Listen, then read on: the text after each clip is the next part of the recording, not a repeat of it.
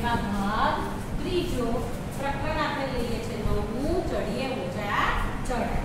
મિત્રો આગળ આપણે પાઠમાં 78 નંબરના પેજ પર આપણે આગળ સમજીશું. તો મિત્રો છે જે પેલી આપણે આગળના ભાગ 2 માં આપણે ઘણું બધું સમજ્યા કે ચઢાણ ચડતી વખતે જૂથના નાયકની જવાબદારી શું હોય છે, બરાબર છે. તો એ વિશે આપણે બધી ચર્ચા કરી હતી. હવે આપણે થોડુંક આગળ એક નોંધ લખી. પહેલી નોંધ હતી મિત્રો ફેબ્રુઆરી તારીખ 2 1984 જ્યાંથી પાઠ સ્ટાર્ટ થાય છે એણે લખવાનું શરૂ કર્યું હતું. જે શિક્ષિકા હતી એમણે કેન્દ્રીય વિદ્યાલયના શિક્ષકો હતા એમાંથી જેને જવાબદારી સોંપી હતી એણે આ લખેલું છે. તો હવે આગળ ફેબ્રુઆરી 5 1984 2 દિવસ બીજી ત્રીજી ચોથી અને 5મી તારીખનો અહેવાલ પાછો લખે છે. એ શું લખે છે? આગળ ચડતા એમને કેવી કેવી તકલીફો પડી, શું શું ફાયદા થયા, શું લખે છે એ આપણે આગળ હવે સમજીશું. નદી પાર કરવી ફેબ્રુઆરી 5 1984 પાના નંબર 78 પર. અમને સવારના નાસ્તામાં વિટામિન સી, લોહ તત્વની ગોળીઓ, ગરમ ચોકલેટી દૂધ મળ્યું. એ જ્યારે ચઢાણ ચડતા હતા એનું આ બધું લખાણ એને તારીખ વાઇઝ લખેલું હતું કે એને શાશા એ લોકોને સી તકલીફો પડી હતી, કેવી રીતે ચડેલા, વચ્ચે શું કર્યું, જૂથ નાયકની જવાબદારી મળી અને રોજની શી લખતા હતા દરેક પોતાની કે ભાઈ આજે અહીંયા આટલા વાગે ઉઠ્યા, અહીંયા આ કર્યું એવું આખો દિવસનો અહેવાલ લખે. તો એણે હવે 5 તારીખનું લખેલું છે. તો એણે શું કીધું કે સવારમાં ઉઠ્યા ત્યારે વિટામિન સીની ગોળીઓ અને લોહ તત્વની ગોળીઓ અને ગરમ ચોકલેટી દૂધ મળ્યું. આ બધું શેના માટે મિત્રો? શક્તિ માટે અને ઠંડીમાં ગરમી જાળવવા માટે. ખૂબ ઠંડી હોય જેમ ઉપર જાવે તો એના માટે મળે. રોજ સવારે અમારે તબીબી તપાસ પણ કરવામાં આવતી, ત્યાં ડૉક્ટરો પણ સાથે હોય. આ લોકો દરેક મેમ્બરના જે લોકો ટુકડીઓ પ્રમાણે ચઢાણ ચડતા હોય તો દરેક વ્યક્તિની ડાક્ટરી તપાસ પણ કરે કે કોઈને કોઈ પ્રોબ્લેમ તો નથી રહેતી. તમારી બોડીમાં બધું રેગ્યુલર વસ્તુ તો છે ને, મતલબ એ લોકો ચેક કરે તમને ખબર પડે ડૉક્ટર. અમે અમારી પટ્ટીઓ બાંધતા અને બાકીના દિવસો ગણતા. 8 કિમીની મુસાફરી બાદ અમે એક નદી પાસે પહોંચ્યા. કેટલા કિલોમીટર અંતર કાપ્યું એ લોકોએ? 8 કિલોમીટર ચાલ્યા અને એક નદી પાસે પહોંચ્યા. નદી પર એક કાંઠાથી બીજા કાંઠા સુધી જાડું દોરડું બાંધ્યું હતું. નદી ક્રોસ કરવાની હતી તો એક જાડું દોરડું આ કાંઠેથી સામેના કાંઠે બાંધેલું હતું. દોરડાની બંને બાજુ ખિલ્લા કે મેઘ સાથે મજબૂત બાંધેલું હતું. બંને બાજુથી દોરડું મજબૂત બાંધેલું હતું. હું થોડી ગભરાતી હતી. મેં વિચારવાનું ચાલુ કર્યું કે જો દોરડું નીકળી જાય તો શું થશે? આપણા મગજમાં નકારાત્મક વિચાર સૌથી પહેલો આવે કે હારે જવું તો ખરું અને કંઈક એક બાજુથી ખિલ્લો નીકળી ગયો, દોરડું તૂટી ગયો તો ઓલો તણાતી આવો વિચાર આવ્યો કે દોરડું તૂટી જાય તો શું થશે? હું નદીની પહોળાઈનો અંદાજ લગાવવાનો પ્રયત્ન કરતી હતી. વિચારતી હતી કે આ નદીની પહોળાઈ કેટલી છે. અમારા પ્રશિક્ષકે પોતાના કમરની આસપાસ દોરડું બાંધ્યું અને તેના પર કડી ભરાવી. કમરની આજુબાજુ એક દોરડું બાંધવાનું અને એમાં કડી ભરાવાની. એ કડી પેલું જે વચ્ચે દોરડું બાંધ્યું હોય એની સાથે જોડી દેવાનું અને આપણે જેમ ચાલીએ એમ કડીથી આપણે ચાલતા જઈએ એમ દોરડાની સાથે આપણે ખસતા જવાનું. એમ કરીને નદી પાર કરવાની. તેના પર કડી ભરાવી. પછી તેમણે તે કડી નદી પરથી પસાર થતા જાડા દોરડામાં પરોવી. ઠંડા પાણીમાં ચાલતા તે બીજી બાજુ પહોંચ્યા. ઝડપથી વહેતી નદીમાં જવા કોઈ તૈયાર નહોતું. વહેણ એકદમ ફાસ્ટ હોય નદીમાં તો એમાંથી જતા આપણને બીક લાગે. કોઈ તૈયાર થતું ન હતું. દરેક જણ એકબીજાને પહેલા મોકલવા ધક્કા મારતા. બધા કે પહેલા તું જા કે જાય તો કેવું થાય છે એ બધાને જોવાની ઉત્સુકતા કે એ સરળ જશે તો આપણને પણ વાંધો નહીં. એમને પહેલું જવા માટે કોઈ તૈયાર ન હતું. તે હારમાં હું છેલ્લે ઊભી હતી. એ આશાએ કે મને કોઈ જોશે નહીં, કે બધા જતા રહેશે પછી મને કોણ જોશે, બધા આગળ જતા થશે. પણ અમારા પ્રશિક્ષક હાથમાં કડી અને દોરડું લઈને સૌથી પહેલા મારી પાસે આવ્યા. હવે મને લાગ્યું કે છટકાશે નહીં. હું તૈયાર થઈ ગઈ પણ હિંમત ચાલતી ન હતી. સાહેબે મારો ડર જાણી શક્યા નહીં. તેમણે મોટેથી કહ્યું, સંગીતા મેડમ માટે 3 વર્ષના. એણે તો સીધું ડિક્લેર જ કરી દીધું કે સંગીતા મેડમ જવાના છે, બરાબર.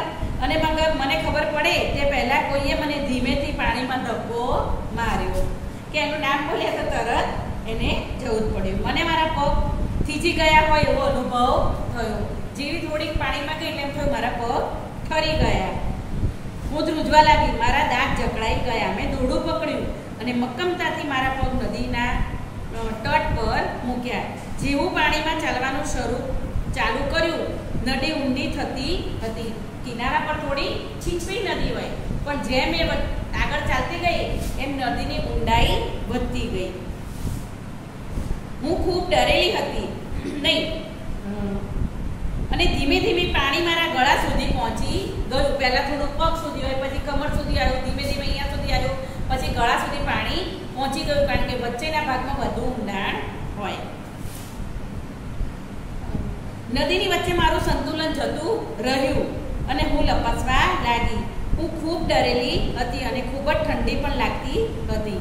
દોરડું મારા હાથમાંથી સરકી રહ્યું હતું. હું મદદ માટે બૂમો પાડવા લાગી. મને લાગતું હતું કે હું નદીમાં તણાઈ જઈશ, પણ ના, મેં જોયું કે હું કડીથી દોરડા સાથે બંધાયેલી, જે કમરે જે દોરડું બાંધ્યું હતું એમાં જે કડી હતી એ પેલું જે વચ્ચે જાડું દોરડું બાંધ્યું હતું એની અંદર ભરાયેલી હતી, એટલે તમે તણાઈ શકો નહીં. મને લાગતું હતું કે હું નદીમાં તણાઈ જઈશ, પણ ના, મેં જોયું કે હું કડીથી દોરડા સાથે બંધાયેલી હતી. હું અવાજ સાંભળી શકતી હતી, દોરડું પકડો, દોરડું પકડો. ત્યાંથી કિનારા પર જે બધા ઊભા હતા એ લોકો બૂમો પાડતા હતા. મેં જેમ તેમ દોરડું પકડી રાખવાનો પ્રયત્ન કર્યો અને મારી જાતને આગળ ધકેલી. પછી હિંમત કરીને પોતાની જાતે આમ ચાલવા લાગી. ધીમેથી થોડી હિંમત સાથે હું નદી કિનારે પહોંચી ગઈ. હું નદીમાંથી જ્યારે બહાર આવી ત્યારે મને અનહદ ખુશી હતી. જ્યારે ત્યાં સામે કિનારે પહોંચી ગઈ ત્યારે એને ખુશીનો આનંદ થયો કે ભાઈ મનમાં એમ થયું કે હા ભાઈ મેં નદી ક્રોસ કરી લીધી. પડકારરૂપ કાર્ય પાર પાડવામાં ખુશી હતી. કોઈ પણ મુશ્કેલી ભર્યું કાર્ય ત્યારે કરો ને ત્યારે તમને અંદરથી ખૂબ જ આનંદ થાય. હવે હું કિનારે ઊભી રહીને હું બીજાઓને દોરડું મજબૂતાઈથી પકડવા કહેતી હતી, કારણ કે પહેલી જ પોતે ક્રોસ કર્યો હતો, એટલે બધાને કહેતી હતી કે હવે તમે મેઇન જે વચ્ચેનું દોરડું છે એ મજબૂતાઈથી પકડી રાખવાનું અને સાથે ચાલતા જવાનું. મને ખબર હતી કે આ આત્મવિશ્વાસ સાથે હિંમતભેર પડકારનો સામનો કરવાનું પરિણામ હતું. તમારી અંદરની ઇન્ટરનલ હિંમત ખૂબ જ હોવી જોઈએ. તમે ચિત્ર અહીંયા આગળ જોઈ શકો છો, પાના નંબર 78 પર પણ જોઈ શકો છો, અને 79 પર જે તંબુ લગાવેલો છે એ પણ તમે જોઈ શકો છો. સાથે સાથે ચિત્રને પણ તમારે નિહાળતા જવાનું. પાના નંબર 80 પર આપણે આગળ સમજીશું મિત્રો કે પર્વતારોહણ કરવા કેવા પ્રકારના સાધનોની જરૂર પડે છે.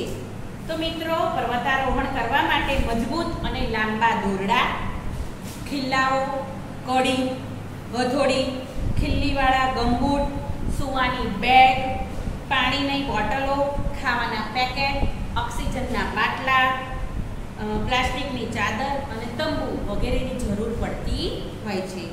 તમે ક્યારે કડી અને દોરડું બીજા કોઈ કાર્ય માટે ઉપયોગમાં થતું જોયું છે? તો હા, જ્યારે આપણે કૂવામાંથી પાણી કાઢવાનું હોય મિત્રો, તો આપણે દોરડાની જોડે ડોલ બાંધી દઈએ અને દોરડાના કૂવાના કાંઠા પર પેલી ગરગડી હોય એમાં દોરડું લટકાવતા હોઈએ છીએ અને ખેંચીને એ તમારા મમ્મીને કે દાદીને પૂછજો, એમણે એવી રીતે પાણી કાઢેલું હશે. મમ્મી નહીં પણ દાદા કે દાદી કે નાની હોય, દાદાની નાની હોય કે દાદી હોય, તો જે પહેલાંના જમાનામાં લોકો ઘરમાં નળ નહોતા ત્યારે કૂવામાંથી નદીમાંથી પાણી ભરીને લાવતા હતા, તો આ લોકો આ રીતે કાઢતા હશે.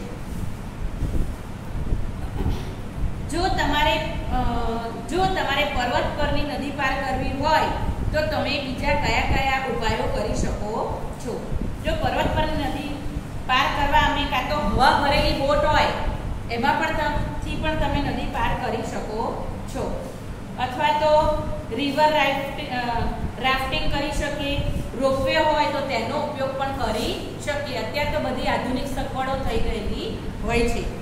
અત્યારે તો તમે જાઓ તો ઊંચા ઊંચા પહાડો પર હેલિકોપ્ટર દ્વારા પણ જઈ શકાતું હોય છે, અમુક ઊંચાઈ સુધી. શા માટે પર્વતો પર આપણને વધારે શક્તિની જરૂર પડે છે મિત્રો? તો પર્વતો પર આપણે ગુરુત્વાકર્ષણ બળની વિરુદ્ધ દિશામાં પહાડો મિત્રો, અને આપણે અહીંથી ચઢાણ ચાલુ કરીએ, ગુરુત્વાકર્ષણ બળ આમ આવતું હોય અને આપણે એની વિરુદ્ધ દિશામાં ઉપર ચડતા હોઈએ, એટલે જેમ ઉપર જઈએ એમ હવા કેવી થતી જાય? પાતળી. એટલે આપણને જ્યારે ચડીએ ત્યારે આપણને હાફ ચડે, થાક લાગે, ત્યારે આપણે વધારે શક્તિની જરૂર પડે.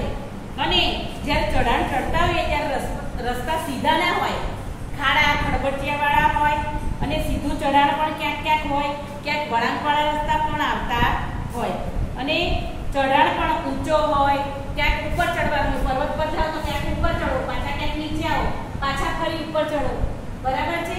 આ રીતના રસ્તા હોય છે. એટલે પર્વતો ચડવા માટે આપણે વધારે શક્તિની જરૂર પડતી હોય છે.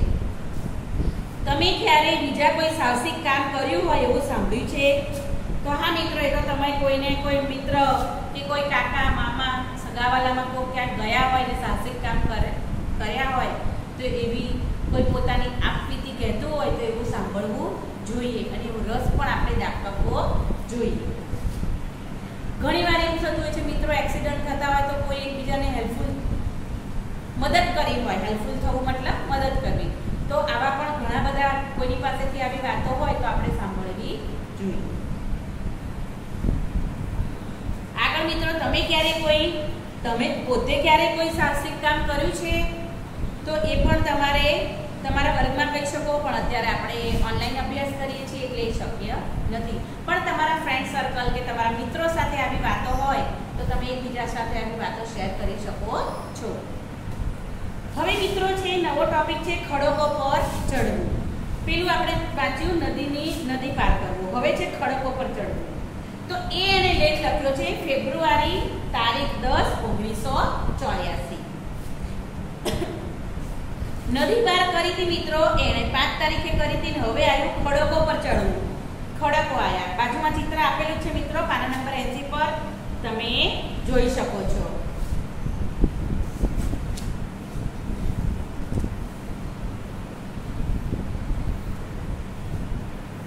અમારે આગળ પોતાની રોજનીશી લખે છે મિત્રો. રોજનીશી એટલે જે રોજનું ડાયરી બનાવતા હોય આવા. તમે પણ આ વસ્તુ યાદ રાખજો મિત્રો. ક્યાંય મમ્મી પપ્પા સાથે ક્યાંય 2-4 દિવસના પ્રવાસમાં જાઓ તો આપણે પોતાની ડાયરી જોડે રાખવાની, કે ઘરેથી નીકળ્યા તો રેલવેમાં બેઠા ત્યાંથી ત્યાં સુધી શું કર્યું, આવી રોજની રોજનીશી લખવી જોઈએ. ક્યાં ગયા, શું ફર્યા, કેવી મજા કરી, શું તમને આનંદ મળ્યો, તમે શું જોયું, તમે શું નવું જાણ્યું, આ રોજનીશી લખવી જોઈએ. ખડકો પર ચડવું. અમારે ટેકલા ગામ પહોંચવા 15 કિમી ચાલવાનું હતું.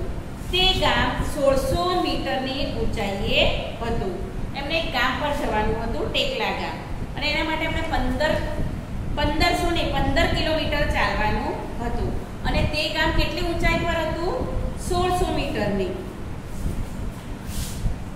1600 મીટરની ઊંચાઈ પર હતું. 1600 મીટર એટલે કેટલા? એ તમને ખબર હોવી, કેટલા કિલોમીટર એ તમે ગણિતમાં ભણો છો તો એ તમને ખબર હોવી જોઈએ કે 100 મીટર થાય, 1000 મીટર થાય ત્યારે 1 કિલોમીટર થાય, બરાબર? તો કેટલા કિલોમીટર ચાલવાનું હતું? એમને 1600 મીટર ચાલવાનું હતું. એટલે લગભગ કેટલા કિલોમીટર થયું? 16 કિલોમીટર એમને ઉપર ચડવાનું હતું.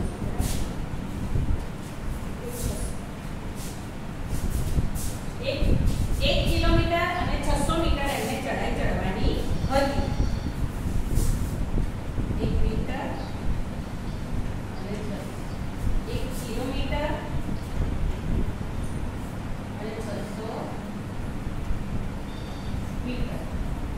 આટલી ચઢાઈ એમણે ચડવાની હતી, ઉપર જવાનું હતું, બરાબર. આગળ આપણે સમજીશું મિત્રો. અમારી પીઠ પર લટકાવેલા થેલામાં અમારે જરૂરી બધી જ વસ્તુ જેવી કે ખોરાકના પડીકા, પાણીની બોટલ, દોરડું, કડી, પ્લાસ્ટિકની શીટ, ડાયરી, પોતાનો રૂમાલ, સાબુ, કોટ, પોતાનો પહેરવાનો, સિસોટી, ગ્લુકોઝ, પછી ગોળ અને ચણા બહુ શક્તિ આપે શરીરમાં મિત્રો. અને બીજો સૂકો જે નાસ્તો હોય, ચોકલેટ્સ હોય, આવું બધું તમારે રાખવાનું રહેશે. તો એ બધું થેલામાં હતું ને થેલો પાછળ લટકાયેલો હોય ને તમારે ચઢાણ ચડવાનું. અમે પગથિયા જેવા ખેતરમાં ફળો અને શાકભાજી વાવેલા જોઈ શકતા હતા.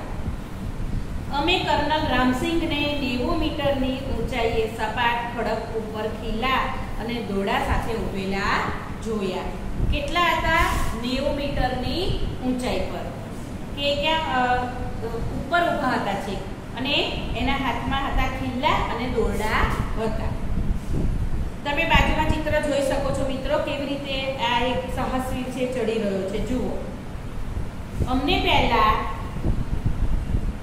ખડકનું સાવધાનીપૂર્વક અવલોકન કહેવામાં આવ્યું, કે ઊભા રહીને તમે જુઓ કે ખડક કઈ રીતના છે, એનું અવલોકન કરવાનું કીધું. અને જ્યાં અમે અમારા હાથ અને પગ મૂકીએ તે જગ્યાને ઓળખવા કહેવામાં આવ્યું, કે તમારે હાથ અને પગ મૂકવાના છે, જગ્યા જુઓ કેવી છે એમ. આજે હું પીછેહટ કરવાની નથી, એને મનમાં નિર્ધારી લીધું કે આજે હું પીછેહટ કરીશ નહીં, હિંમતપૂર્વક આગળ જ વધીશ. હું હારમાં પ્રથમ જ ઊભી રહી. જ્યારે નદી પાર કરી હતી ત્યારે છેલ્લે ઊભી હતી, હવે એ આગળ જ ઊભી રહી. અમારા પ્રશિક્ષકે પોતાની કમરની આજુબાજુ દોરડું બાંધ્યું, કડી બાંધી અને લટકેલું જાડું દોરડું પડ્યું. ઉપર જે પેલા ઊભા હતા એને જાડું દોરડું લટકાવ્યું હતું, અને એમાં જ પાછી કમરે બાંધેલી કડી પણ લગાવવાની. તેઓ તો દોડતા હોય તેમ ચડવાનું ચાલુ કર્યું. એને જોયું, એમને જે પ્રશિક્ષક હતા એને જોયું કે આ તો ફટાફટ ઉપર જઈ રહ્યા છે. મેં પણ મારી કડી બાંધી, પણ જેવું મેં મારું પહેલું ડગ ભર્યું ને હું લપસી પડી. પહેલો જ પગ મૂક્યો એવી જ લપસી ગઈ, અને ત્યાં દોરડાથી હિંચકા ખાવા લાગી. પગ છટકી ગયો એટલે દોરડું પકડેલું હતું, ચડવાનું હતું ઊંચું, તો શું કરી ગઈ? દોરડું પકડી રાખ્યું, પગ લપસી ગયો. કારણ કે જ્યારે પહાડ પર ચડવાનું હોય ત્યારે તમારે કાટ ખૂણે તમારું બોડીને વાળવું પડે. ચડતી વખતે તમારું શરીર 90 અંશના ખૂણે રાખવાનું હોય છે. 90 અંશના ખૂણે એટલે કાટ ખૂણે. તમારો કમરનો ભાગ આ રીતે હોવો જોઈએ, કાટ ખૂણે. અહીંયા તમારા પગ હોય તો તમારું માથું આમાં, તમે અહીંયાથી થોડા બેન્ડ થયેલા હોવા જોઈએ, તો તમે બેલેન્સ રાખી શકો. પગ તમારે દિવાલ સાથે મતલબ ખડક સાથે અડેલા હોવા જોઈએ, અને દોરડું પકડેલું હોવું જોઈએ, અને કમરમાંથી વળેલું હોવું જોઈએ.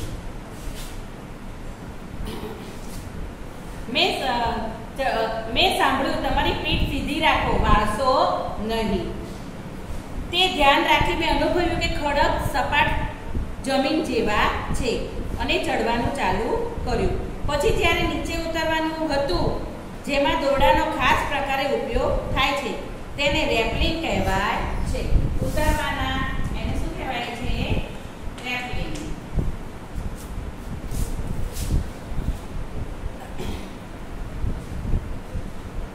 મેં તે ડર રાખ્યા વગર જ કર્યું. કહો, એ પ્રશ્નો આપણે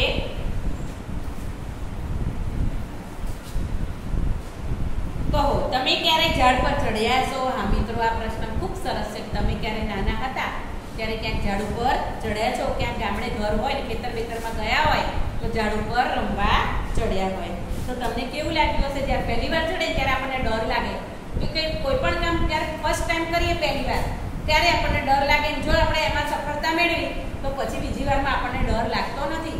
સાયકલ પણ જ્યારે તમે નવી પહેલી જ વાર ચલાવવાનું શીખો ને ત્યારે મનમાં થોડો ડર લાગે, પછી એકાદ વાર પડી જાય ને ફરી બીજી વાર ચલાવીને તો એ ડર જતો રહે. કાં તો આપણે કોઈ પર ચડીએ તો પડી બી જાય, ક્યાંક ભાગી બી જાય, પણ તમારો ડર નીકળી જાય. તમે ક્યારે કોઈ નાની દિવાલ ઉપર ચડતા જોયા છે કોઈને? તમારા વિચાર દિવાલ ચડવી અને ખડક ચડવામાં શું તફાવત છે? તો હા મિત્રો, કેટલાક બાળકો અને કૂતરાને દિવાલ પર ચડતા તમે જોયા હશે. મારા વિચારે દિવાલ પર ચડવાનું થોડું સરળ છે, પરંતુ ખડક પર ચડવું ખૂબ જ કઠિન છે. કેમ કે ખડક પર ચડતી વખતે શરીરને 90 અંશના ખૂણે રાખવાનું હોય છે, માટે ખડક પર ચડવું અઘરું છે. હવે 14 તારીખનો પાછું આગળનું લખે છે, એક રમૂજી બનાવ.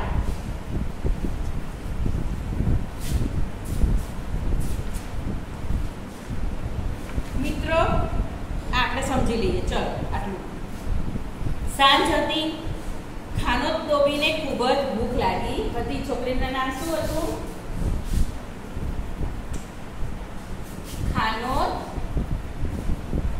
ખાનદોંબી.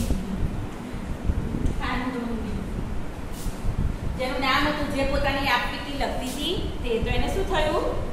ખૂબ જ ભૂખ લાગી હતી. હવે 14 તારીખની પોતાની ડાયરીનું અહીંયા વર્ણન કરે છે. પેલું 10નું હતું, એની આગળનું 5નું હતું અને પહેલા દિવસનું 2 તારીખનું હતું. તો એ પાછી 14 તારીખનું પોતાનું કહે છે કે રમૂજી બનાવે, એટલે કે હાસ્યાસ્પદ ઘટના બની હશે. સાંજ હતી. ખાનદોબીને ખૂબ જ ભૂખ લાગી હતી. આની પાસે કંઈ જ ખાવાનું ન હતું. તે વાડ કૂદીને ખેતરમાં ગઈ. તેણે ઝડપથી 2 મોટી કાકડી તોડી અને પાછી આવી. તરત જ એક સ્ત્રી પાછળથી આવી અને તેની બેગ પકડી. તે ખાનદોબીને પોતાની ભાષામાં કંઈક કહેવા લાગી. અમે તે શું કહી રહી છે તે સમજી શકતા નહોતા, કારણ કે એની ભાષા જુદી હતી. ખાનદોબીએ તેને મિઝો ભાષામાં સમજવાનો પ્રયત્ન કરતી હતી, જે અમે પણ સમજી શકતા ન હતા. એ એકબીજાને સામસામે વાર્તાલાપ થતો હતો, પણ એકબીજાની ભાષા કોઈને સમજ પડતી ન હતી. જેના ખેતરમાંથી કાકડી લીધી હતી એ સ્ત્રી જોઈ ગઈ તો એ પણ એને કંઈક કહેવા માંગતી હતી ને આ પણ કંઈક સમજાવવા માંગતી હતી, પણ એકબીજાની ભાષા સમજી શકતા નહોતા. મેં હિન્દીમાં સમજવાનો પ્રયત્ન કર્યો, પરંતુ બંનેમાંથી એક પણ ભાષા તે સ્ત્રી સમજતી ન હતી. અંતે મેં મારા હાથ માફી માંગવા માટે જોડ્યા. એટલામાં અમારું જૂથ ખૂબ જ દૂર જતું રહ્યું. અંધારું થઈ ગયું હતું. મને લાગ્યું અમે રસ્તો ભૂલી ગયા છીએ. હવે અમે સાચે જ ડરી રહ્યા હતા અને અમારે